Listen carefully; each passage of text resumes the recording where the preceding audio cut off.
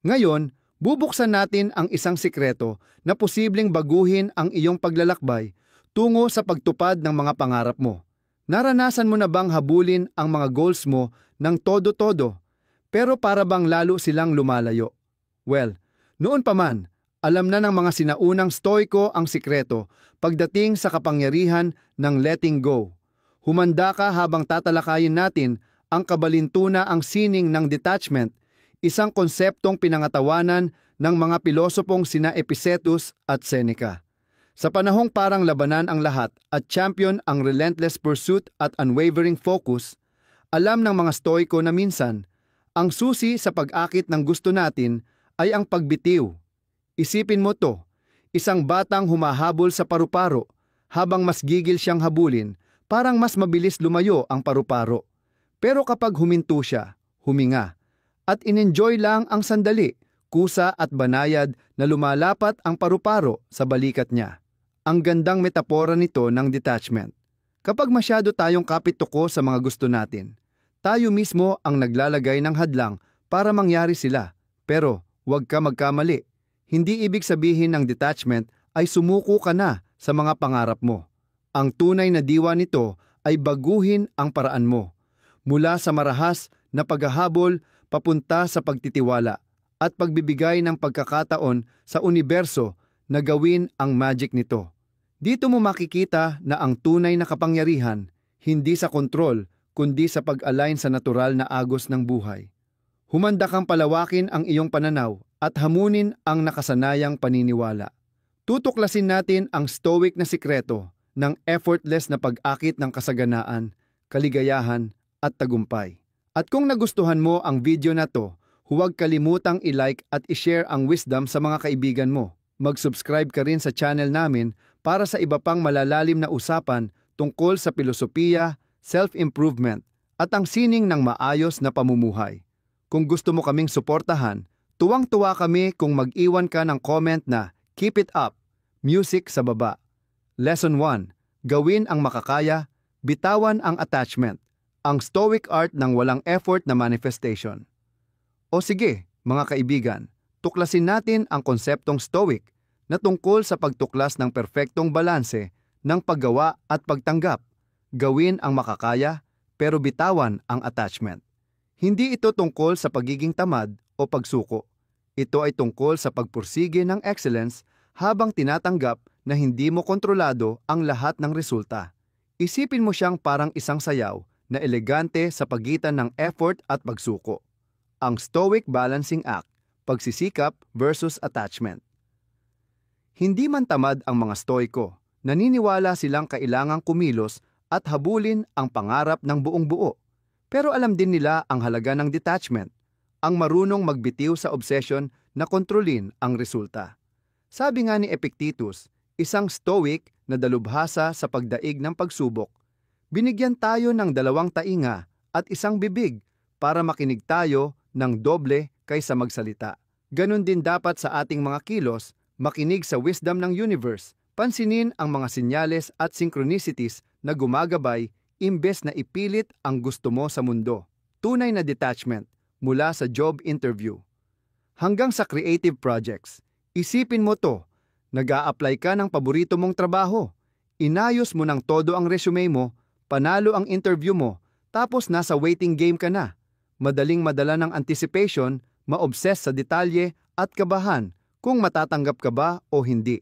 Pero ang ganitong klase ng attachment, stress at anxiety lang ang dulot. Imbes, maging stoic. Gawin mo ang best mo, mag-send ng thank you note, tapos bitawan mo na. Magtiwala ka na ang tamang oportunidad ang darating, trabaho man na, to o iba pa. Ganoon din sa creative projects, relasyon, at kahit sa ang parte ng buhay na masyado tayong nakakapit sa outcome. Ibuhos mo ang puso mo sa ginagawa mo, pero huwag mong panghawakan ang resulta. Hayaan mong ang universe ang magtrabaho para sa iyo. Ang puwersa ng pagsuko, pagbukas sa infinite possibilities.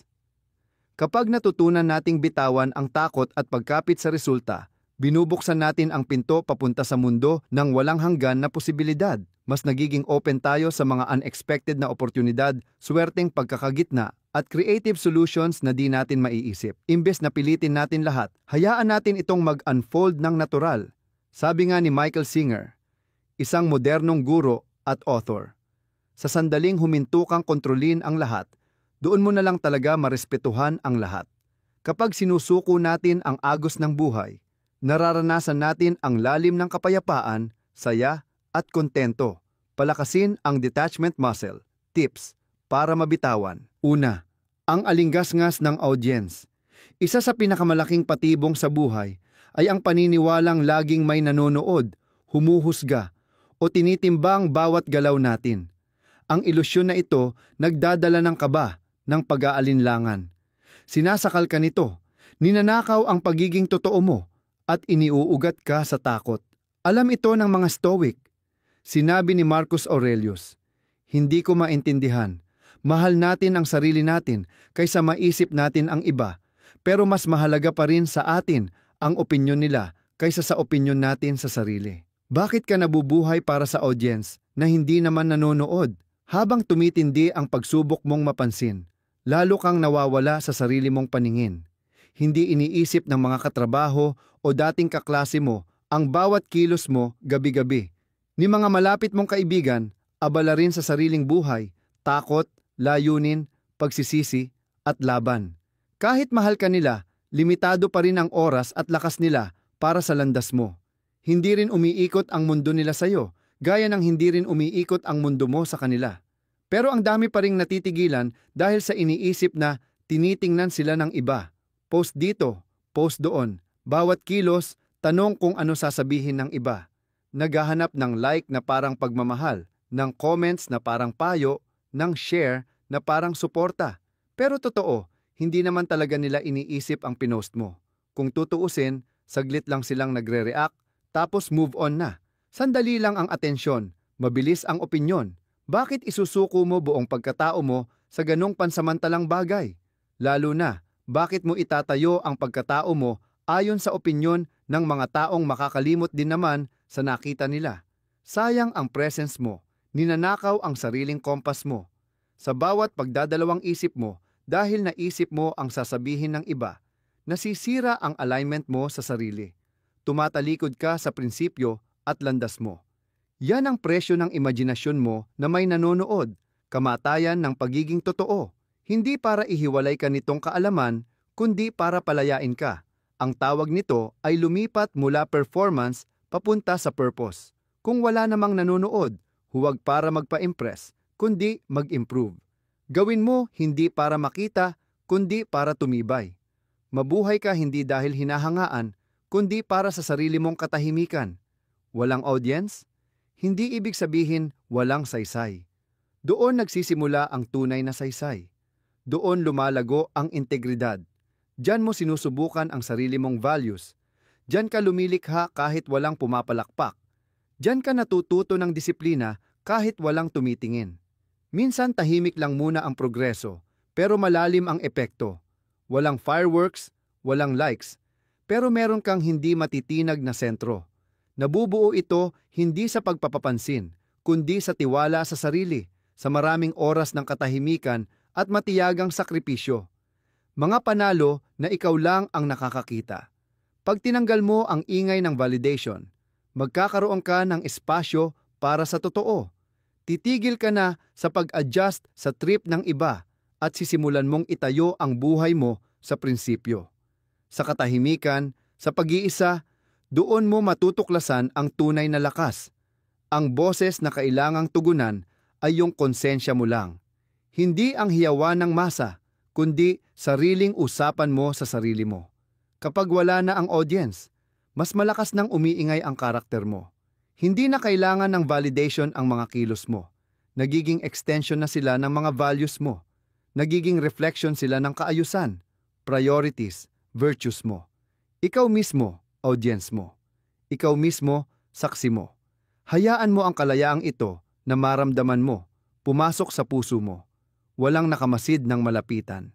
At dahil dyan, pwede ka nang lumakad ng malaya. Humakbang ng hindi lumilingon. Hindi mo kailangan ng sulyap ng iba para maglakad ng tuwid. Hindi mo kailangan mapansin para maging karapat-dapat. Sa totoo lang, para sa mga Stoic, ang tunay na halaga, ginagawaan sa kadiliman. Nabubuo ang karakter sa katahimikan.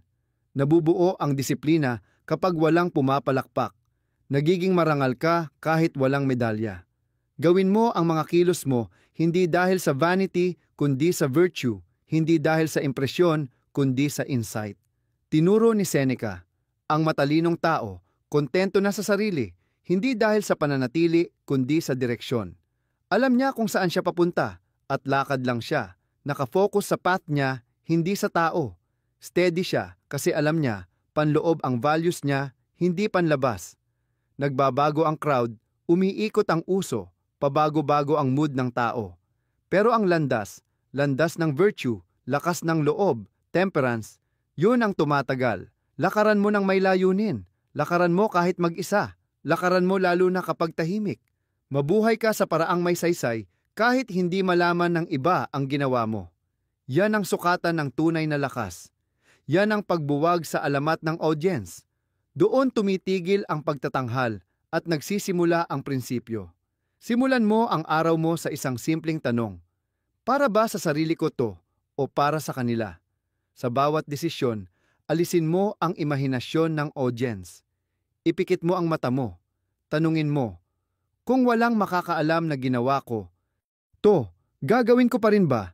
Doon lalabas ang katotohanan mo. At kapag sinabayan mo yun, babalik ang kapangyarihan mo.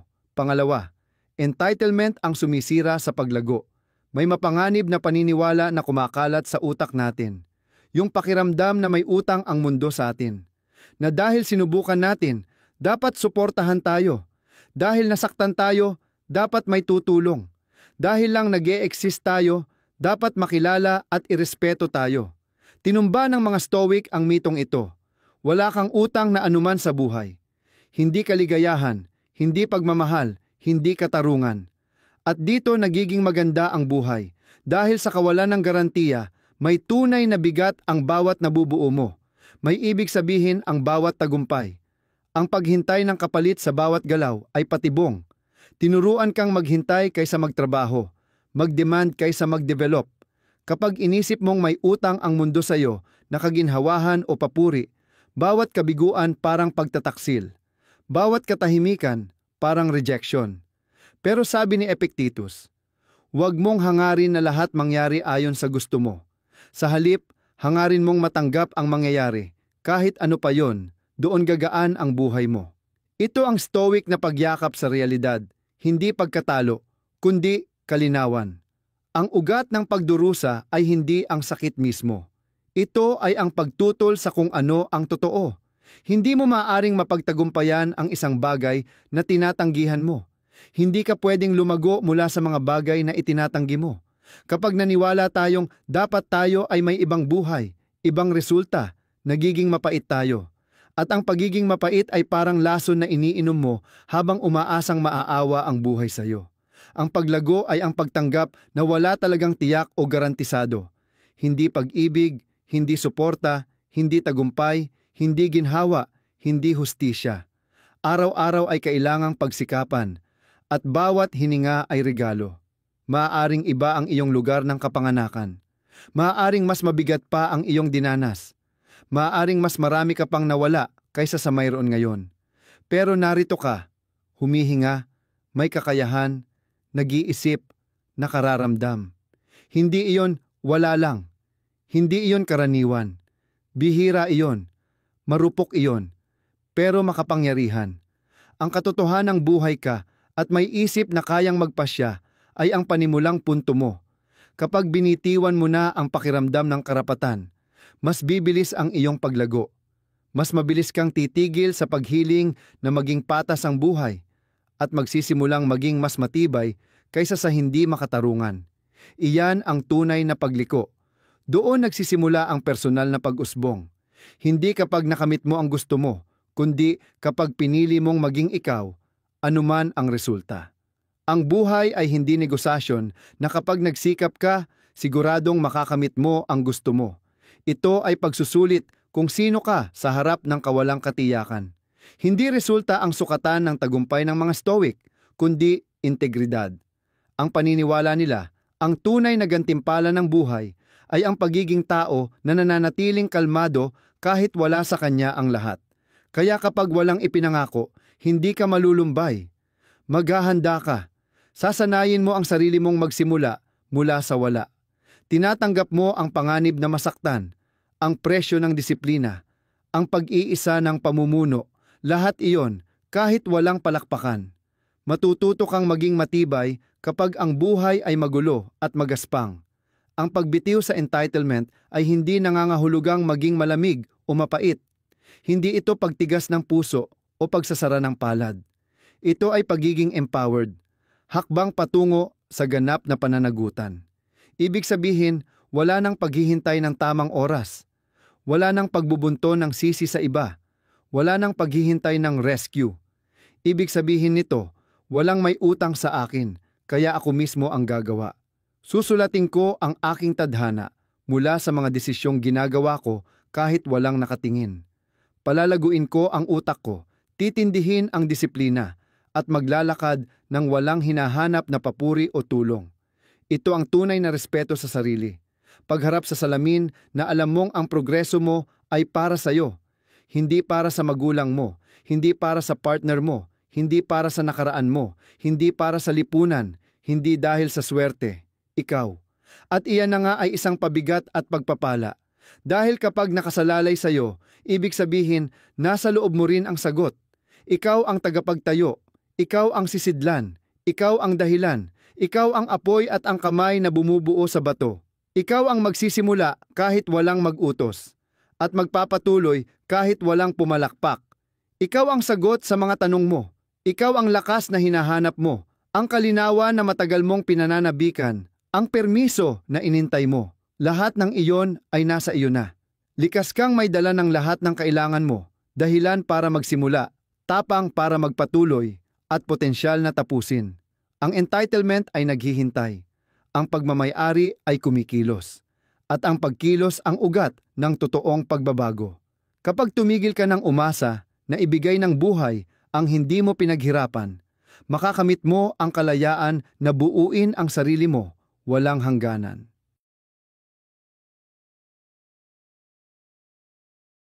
Hindi mo nahihilingin na mas magaang ang pasanin. Matuto kang palakasin ang likod mo. Piliin ang pagkilos kaysa paghihintay. Piliin ang pagtanggap ng pananagutan kaysa reklamo. Harapin ang buhay hindi nang nakasara ang kamao na puno ng hiling, kundi ng bukas na isipan, handang mag-adjust, at matibay na puso na kayang tiisin. Piliin ang kalinawan kaysa kalituhan, planadong hakbang kaysa magulong ingay. Hindi hihinto ang mundo para bigyan ka ng kapayapaan.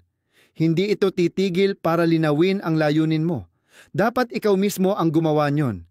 Kapayapaan ay nililikha, hindi tinatanggap. Layunin ay pinaghihirapan, hindi nabubunot lang. Kapag tinigilan mo ang paghihintay, tumitigil kang maging alipin ng bagyo. Sisimulan mong harapin iyon ng nakadilat. Yayayakapin mo ang unos. Guguhit ng silungan kung saan ang iba ay takot. Ikaw ang tao na matatag sa gitna ng kawalang katiyakan. Iyan ang diwa ng lakas ng stoic. Hindi pantasya, hindi pagdepende, kundi matapang, planado, at araw-araw na paghubog ng karakter mo. Iyan ang pinipili mo kahit walang paalala.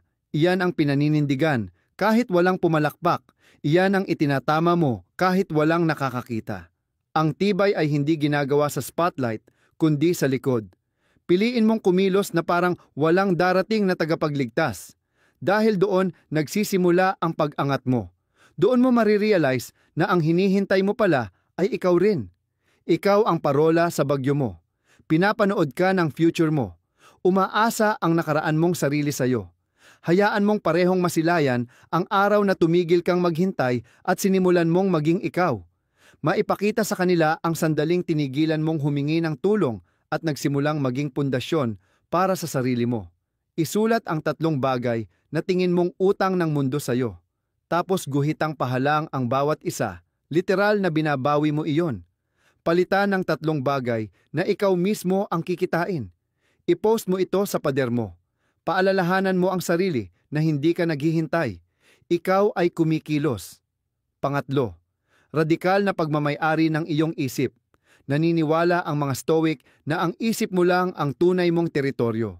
Hindi bahay mo, hindi trabaho mo, hindi reputasyon mo, isip lang. Ito ang huling kaharian ng kalayaan, ang pinakahuling hangganan ng tunay na soberanya. At karamihan, iniwan na ito ng hindi namamalayan. Mas binabantayan pa ang kanilang cellphone kaysa sariling kaisipan. Mas pinapaganda ang resume kaysa sa paniniwala. Mas maraming enerhiya sa panlabas na anyo kaysa panloob na kaayusan. Pero ang isip, ang kaisipan mo, ang rason mo, ang mga desisyon mo, doon nakatira ang tunay mong kapangyarihan. Doon binubuo ang karakter. Doon pinangangalagaan ang kalayaan. Doon nagsisimula ang bawat disiplina, pagpipigil, tibay at tapang. Sa halip na pamunuan ang panloob nilang mundo, inuupahan ng karamihan ito sa mga distraction, opinyon ng iba, takot, uso. Isinusuko nila ang kanilang soberanya. Scroll ng scroll, sunod-sunod na opinyon, bawat pagputok ng emosyon. Binubuksan nila ang pinto ng kaisipan nila sa bawat istorbo. Tapos magtataka kung bakit parang talunan sila. Nagiging alipin ng ingay, panlabas man o panloob. Konsumidor, hindi tagalikha. Nagpapanik, hindi naghahanda. Pero sabi ni Marcus Aurelius, may kapangyarihan ka sa isip mo, hindi sa nangyayari sa labas. Maunawaan mo ito at makakahanap ka ng tunay na lakas. Lakas hindi sa katahimikan lang, kundi sa pamumuno, sa reaksyon, sa direksyon, sa kalinawan. Hindi mo makokontrol ang bagyo, pero kaya mong kontrolin ang kapitan. At ang isip mo ang kapitan. Kung iiwan mo ang pwesto na yon, alipin ka ng bawat hangin at alon. Pero kung bawiin mo ang pwesto na yon, kahit anong unos, makakatawid ka. Kapag itinigil mo ang panlabas na paghahanap ng peace at sinimulan mong patibayin ang panloob mong kuta, magbabago lahat. Parang bumubuo ka ng pader, brick sa ibabaw ng brick, sa mismong ulo mo, inaayos ang pundasyon mo, hanggang maging matatag ang mundo ng damdamin mo. Makikita mo ang pattern kahit puro ingay, matututong pumili ng tugon kaysa paulit-ulit na reaksyon. Bawat pag-iisip ay bato, bawat prinsipyo ay haligi ng suporta. Ang damdamin mo, posteng magpapatibay, hindi mga tirano. Ang isip mo, kaibigan, hindi sabotyur. Ang atensyon mo, sandata, hindi kahinaan. Hindi ka na mabubunot ng gulo sa paligid, magsisimula kang gagalaw mula sa matibay na core sa loob mo. Mapapansin mong kaunti lang pala, talagang kailangan mong kontrolin sa labas kapag matatag ang namamahala sa loob. Hindi ka na interesado sa mga uso, mas binibigyan ng halaga kung ano ang walang hanggan. Hindi ka na kinakabahan sa opinyon ng iba, mas abala ka sa sarili mong linaw. Hindi mo na hinahabol ang bagong kilig. Bumubuo ka ng katahimikan. Ikaw ay posteng matatag. Ikaw ay buo. Ikaw ay matalim. Ang ganitong pagmamay-ari ay bihira kasi nangangailangan ito ng pananagutan. Nangangailangan ito ng discomfort. Hinahanap nito na tigilan mo na ang pag-iwas sa sarili mo at simulan mong harapin kung ano ang nasa loob mo. Walang filter, walang dahilan, walang maskara.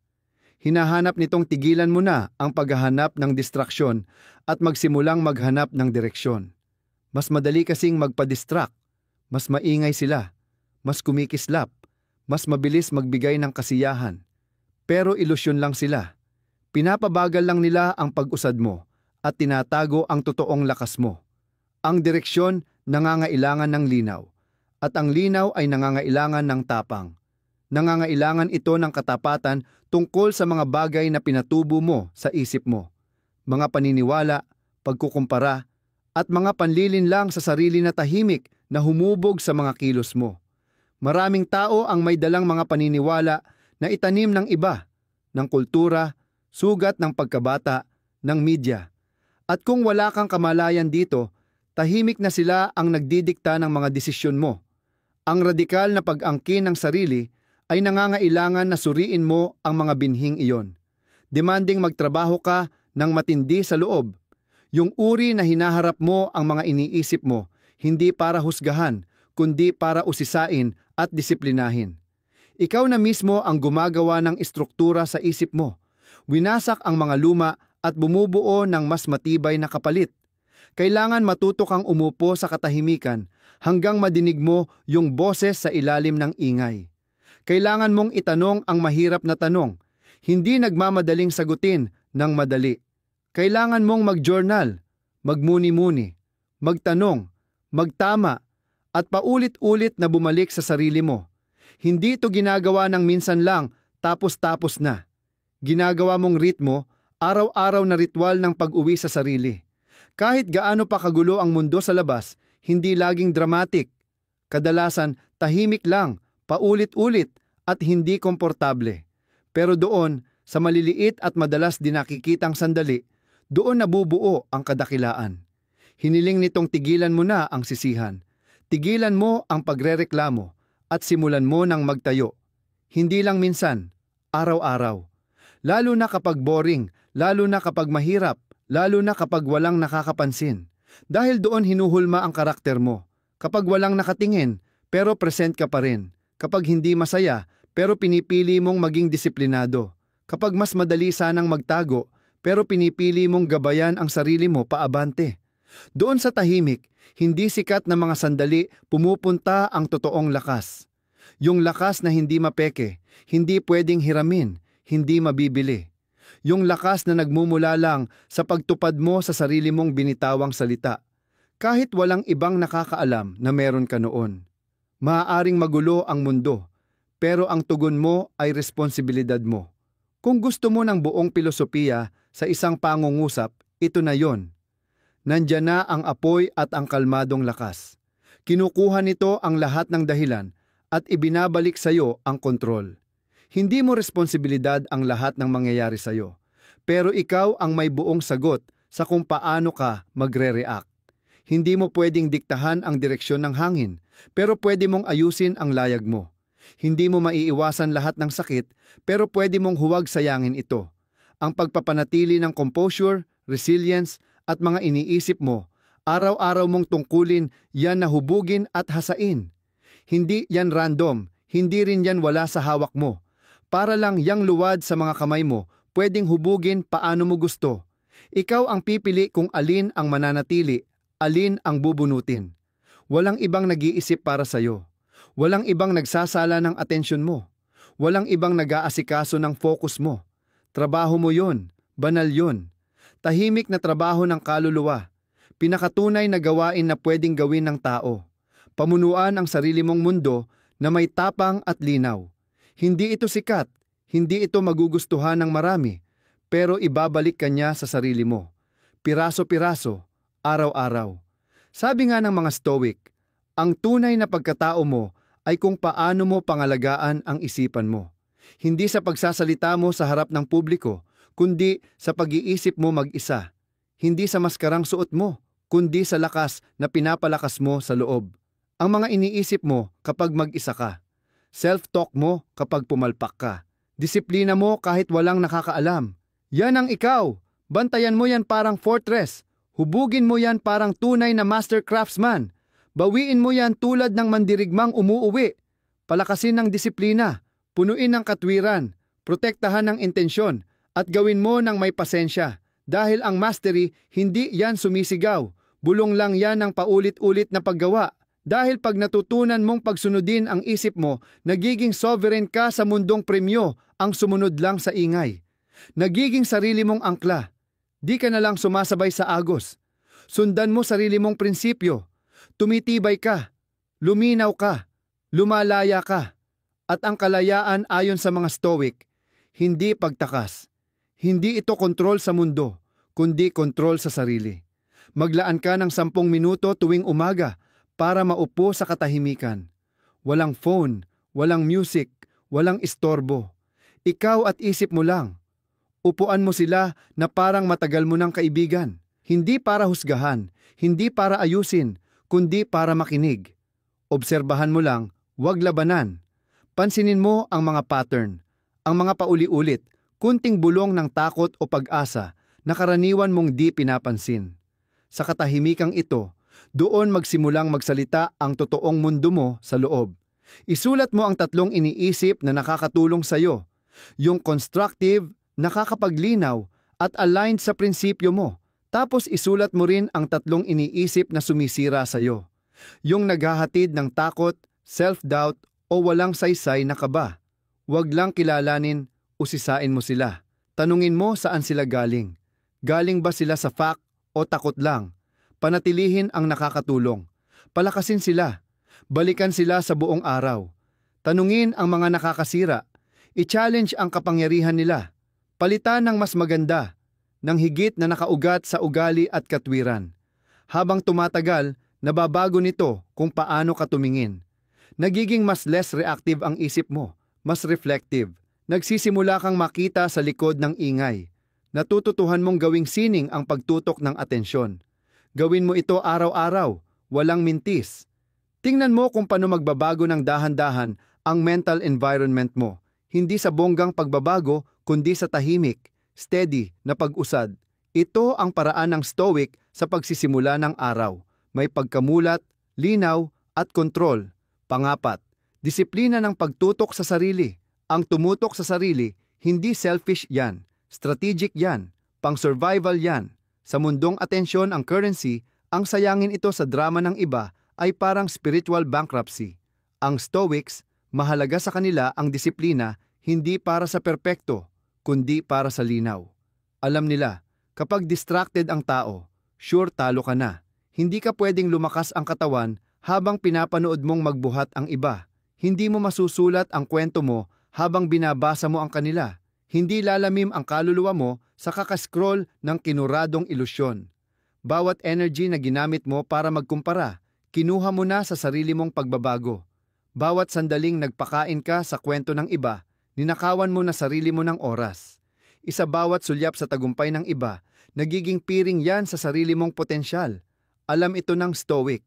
Di sila humahabol sa iba, habol nila, alignment. Panunood sa panalo ng iba, di lumalakas ang panata mo. Kahit humanga ka sa lakas ng iba, hindi mo pwedeng hiramin yon. Kailangan ikaw ang sariling sukatan mo, sariling inspirasyon, sariling audience. Ang self-focus, ibinalik mo ang tingin mo sa loob. Sukatin mo sarili mo, hindi batay sa iba, kundi sa sarili mong potensyal. Mas magaling ka ba ngayon kaysa kahapon? Mas malinaw na ba ang isip mo? Mas intentional na ba ang kilos mo? Yan ang sukatan ng Stoic. Simpleng tanong pero malalim ang bigat. Binabalik ka nito sa katotohanan. Lagi kang hinihikayat ng mundo na ikumpara ang sarili mo sa iba. Sukatin ka sa likes, followers, highlights ng mga hindi mo naman kilala. Pero Stoic ang approach. Klaruhin, siya. At kung ano ang dapat mong maging, hindi kung anon ang tingin ng iba. Ang tunay na paglago, tahimik yan. Hindi humihingi ng pansin. Hindi nagpapakilala sa sigawan. Nabubuo sa tahimik na bahagi ng disiplina mo. Personal, internal, banal. At di nakikita ng mga puro performance lang ang alam. Ang tanging importanteng comparison ay sa pagitan ng iyong mas dating sarili at ng integrity mo ngayon. Ang tanging sukatan na mahalaga ay kung aligned ka bang mabuhay, hindi kung impressive ka lang. Disiplina hindi ibig sabihin na gawa mo lang yung mahirap minsan. Ulit-ulit mong ginagawa ang mahalaga, kahit di komportable, kahit walang pumapansin. Yan ang commitment mo sa sarili mo, kahit walang nanonood, walang umaapir, walang nagva-validate. Yan ang pagtupad sa sarili mong pangako, kahit parang walang pagbabago. Tahimik na ulit-ulit na ginagawa. Yan ang bumubuo ng greatness. Yung hidden hours, maliliit na refinement, deliberate na pagbabalik sa purpose kahit natalo ka ng tukso at distraksyon. Disiplina ang pundasyon sa ilalim. Hindi kita sa labas, pero yun ang nagpapasulid sa'yo kapag sinusubok ka ng buhay at laging mangyayari yan. Disiplina, hindi reactive, proactive yan. Pinaghahandaan mo bago dumating ang unos. Pinapalakas ka nito para pamunuan mo ang sarili mo kahit pagod ka at walang gana. Ito ang nagpapanatili sa iyo sa lupa kapag magulo ang lahat at nagpapalipad kapag nawawala ang inspirasyon. Invisible armor mo yan kapag mundo mo ay gustong-gusto kang gumuho. Boses na nagsasabing, ulit, kahit gusto mo nang tumigil. Resilience ito na naitatayo mo kapag ayaw mong magpadala sa dahilan. Integridad ito na nabubuo kapag pinipili mo yung tama kaysa madali. Sa bawat pagkiling mo sa boses na yon, mas lumalakas ka, hindi mas sumisigaw, hindi mas tumatanyag, pero mas tumitibay ka kung saan pinakaimportante. Sa tapang, consistency, inner peace, composure, control, at character. Yan ang trabaho, yan ang daan, yan ang landas ng Stoic. Landas hindi ng reaching, kundi ng alignment. Hindi ng ingay, kundi ng linaw na disiplina lang makakapagbigay. Hindi siya umaasa sa reward ng iba o biglaang motivation. Hindi nasusukat sa palakpak, trophy o post. Nasusukat siya sa paninindigan. Ito ang landas ng isang taong umaangat, hindi dahil sa atensyon, kundi dahil sa intensyon. Siya ang sumasagot sa katahimikan gamit ang estruktura. Isang landas na nilalakad hindi para sa palakpakan, kundi para sa katotohanan. Hindi para sa mga nanonood, kundi para sa kaluluwa. Tahimik ito. Sinadya at mahirap. Pero ito lang ang landas na nagdadala sa tunay at pangmatagalang kapayapaan. Hindi ito nagbabago, depende sa panahon, mood o uso. Nananatili itong matibay tulad ng bato at hinihingi na mahubog mo ang sarili mo nang may pagtitiyaga habang binabangga ang kanyang mga pagsubok. Bawat hakbang mo sa landas na yon ay nagpapalakas sa iyo. Kahit pamabagal, kahit di halata, kahit mas matagal makuha ang resulta kaysa sa inaasahan mo. Ang progreso, hindi palaging maingay, pero laging nadaragdagan. Tuwing nilalabanan mo ang tukso, pinapatibay mo ang direksyon. Tuwing tinutupad mo ang pangako mo sa sarili mo, tumitibay ang integrity mo. Ang karakter mo hinuhubog sa maliliit na sandaling walang nakakapansin. Ang daan ng Stoic ay hindi binanay sa kasiyahan, kundi sa tapang. Hindi pinalamutian ng papuri, kundi pinanghahawakan sa prinsipyo. Hinihiling nitong maging consistent ka kahit mahirap. Kumilos base sa values kahit salungat ang emosyon mo. Magpatuloy kahit nawala ang motivation. Hindi ito humihingi ng galingan para makita ng iba. Lakas ang kailangan. At araw-araw, piliin mong lakaran ang landas na yon.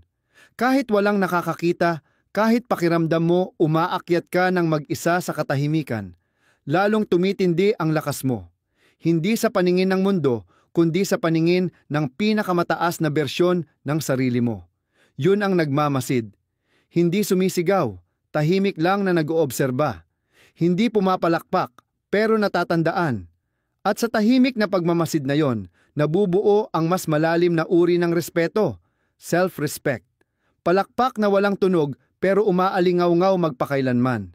Standing ovation ng kaluluwang alam niyang nanatiling totoo. Premyong hindi naaaring kunin. Hindi pwedeng dayain. Hindi nabibili. Kundi pinaghihirapan. Isang disiplinadong araw, sunod sa isa pa. Magtakda ng oras bawat araw na tatawagin mong walang pagtutulungan oras. Sa oras na ito, lumayo sa social media. Magnilay sa sarili mong paglago. Isulat sa journal ang mga pagbabago mo. Tukuyin ang isang kahinaan at magtakda ng isang maliit na aksyon para ma-improve yon. Tupanin ang pangako, ulitin araw-araw. Ganito unti-unting nagiging bahagi ng pagkatao mo ang disiplina. Panglima, mula sa reaksyon tungo sa tugon. Karamihan ng tao parang mga naglalakad na trigger. Isang komentaryo, isang tingin, isang headline, biglang nagugulo ang sistema. Isang text na hindi nasagot, isang maraming ngiting bastos, isang balitang masama, at parang kinidnap na ang buong araw nila. Nag-iiba ang mood, nawawala ang focus. Wasak ang balance ng emosyon. Ang isipan, bihag ng damdaming hindi man lang nila inaalam. Automatic at walang malay ang chain reaction. Pero kakaiba ang Stoic. Hindi siya basta nagre-react, tumutugon siya. Hindi siya natataranta sa gitna ng kaguluhan. Umuurong siya, nagmamasid, kumikilos ng malinaw ang isipan. Gumagawa siya ng espasyo sa pagitan ng nangyari at ng gagawin niya dito. Ito ang kapangyarihan. Di kapangyarihang kontrolin ang mundo, kundi kontrolin ang sarili niya habang nasa mundo. Sa ganitong kontrol, hindi siya madaling manipulahin. Ang pagiging reaktibo, palatandaan ng isip na di pa sanay, parang pagkaalipin sa emosyon. Ganito pag ang nervous system mo ang boss at tahimik lang ang isip mo. Ganito pag ang kaguluhan sa labas nagiging pagbagsak sa loob. Pero ang tumugon ay pag-angkin muli ng trono mo. Pagpapatunay na hindi ako magpapadala sa ingay ng paligid. Hindi ko ibibigay ang kapayapaan ko sa kung anong mangyari. Hindi ko hahayaang ang unpredictable na mundo ang magdikta ng ugali o pagkatao ko. Ako ang pipili ng sagot ko. Kikilos akong may layunin. Hindi ako magpapahila. Ako ang huhubog ng buhay ko. Ang pagtugon ay hindi pagbagal lang. Isa itong pahayag, pasya na huminto, mag-isip, at ilagay ang willpower mo kung saan instinct lang dati. Umaaksyon ka bago ang emosyon ang makasira at ang isip mo ang mag-ayos. Sabi ni Seneca, ang matalinong tao, kontento sa sarili, hindi dahil hindi siya naghahangad ng higit pa, kundi dahil sinanay niya ang sarili na hindi matinag ng pagkukulang. Hindi ito kawalang pakialam. Pagkamalay ito, hindi kawalang interes. Ito ay impluwensya. Hindi nakakaramdam ang stoic. Hindi lang niya hinahayaang emosyon ang magdikta sa desisyon niya. Alam niyang mayroon siyang kalayaan sa pagitan ng stimulus at response. Diyan nakatago ang kapangyarihan niyang pumili. Doon nakatira ang dignidad mo. Doon nagsisimula ang pagiging tunay mong boss ng sarili mo. Pipiliin mo bang maging puppet na hinihila ng emosyon o tao na ginagabayan ng katwiran?